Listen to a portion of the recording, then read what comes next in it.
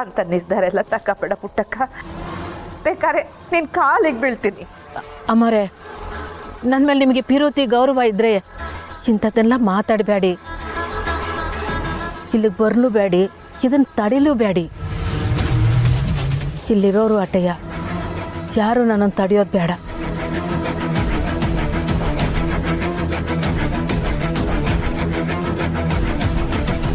ಪುಟ್ಟಕ್ಕ, ನಾನೇನು phone ಮಾಡುತ್ತೀನಿ ಅಮ್ಮರೇ. Hello hello Puttakka,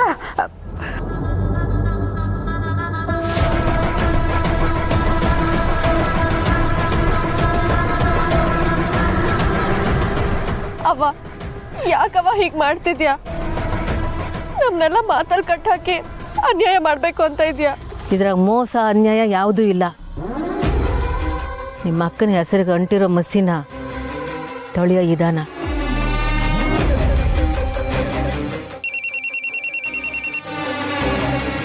ಏಳಯ್ಯ. ಏನು ಪುಟ್ಟಮ್ಮಿ ನೀನು ಫೋನಾಗ ಏನೇನೋ ಮಾತಾಡ್ತಿದ್ಯಲ್ಲ? ಅಲ್ಲ ಸಾಯಕ ನೀನು ಬೆಂಗಳೂರಿಗೆ ಹೋಗ್ಬೇಕಾಗಿತ್ತು. ನೋಡಯ್ಯ, ನಾನು ಈಟೊತ್ತು ಹೇಳಿದ್ದು ದಿಟ್ಟನೆಯ. ಸರ್ಕಾರ ನನ್ನ ಮಗಳ ಪರವಾಗಿ ಗಮನ ಕೊಡದೆ ಹೋದರೆ ಈ ಪುಟ್ಟಕ್ಕ ಕಿರಣ ಬಿಡೋದು ದಿಟ್ವೆ. ಅಲ್ಲ ಪುಟ್ಟಮ್ಮಿ, ನೀನು ಬೆಂಗಳೂರಿಗೆ ಹೋಗಿ ಎಲ್ಲರನ್ನು ಎದುರಿಸಿ DC ಮೇಡಮ್ಗೆ ನ್ಯಾಯ ಕೊಡಿಸ್ತೀಯ ಅಂತ ಅಂದ್ಕೊಂಡಿದ್ರೆ ಇನ್ನೇನೋ ಸಾಯ ಮಾತಾಡ್ತಿದ್ಯಲ್ಲ. ನಿಂಗೆ ಫೋನ್ ಕೊಡು. ನಿನ್ನ ಆತಂಕ ನನಗೆ ಅರ್ಥ ಆಯ್ತೈತೆ ಕಣಯ್ಯ. ನಾನು ಹೋದ್ಮ್ಯಾಕೆ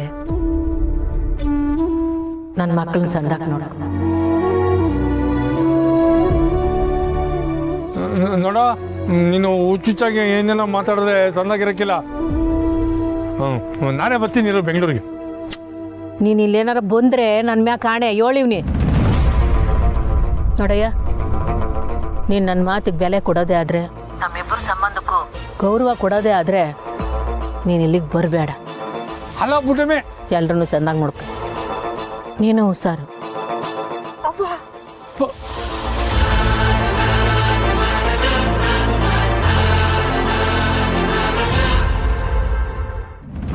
ನೋಡಿ, ನಿಮ್ಗೆಲ್ರಿಗೂ ನನ್ನ ಮೇಲೆ ಪಿರುತಿ ಗೌರವ ಇದ್ದರೆ ಯಾರು ತಡಿಬೇಡಿ.